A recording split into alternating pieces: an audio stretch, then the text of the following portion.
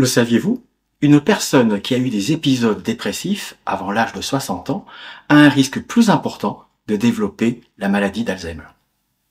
Il nous arrive à tous d'être tristes suite à la perte d'un ami, suite à une séparation, à un conflit familial ou professionnel, à la perte d'un emploi.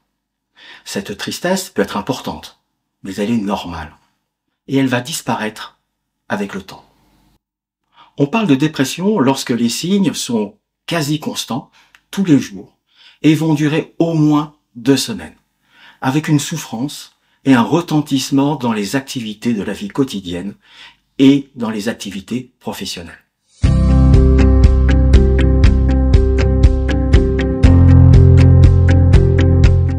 Tout d'abord, on trouve une humeur dépressive avec le sentiment d'être triste, d'être vide, d'être sans espoir, et ceci de manière quasiment constante.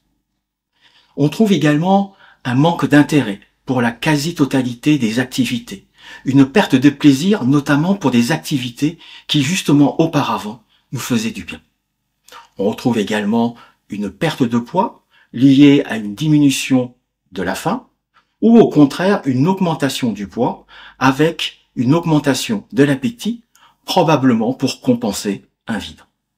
On trouve également des troubles du sommeil avec une difficulté à l'endormissement, des réveils fréquents au cours de la nuit, ou au contraire, ce qu'on appelle une hypersomnie, c'est-à-dire en fait une durée de sommeil plus importante que la durée moyenne. Mais aussi, et très important, il faut rechercher ce qu'on appelle des idées noires, voire des idées suicidaires. On a parfois également une difficulté de la concentration qui peut amener à une difficulté à la prise de décision.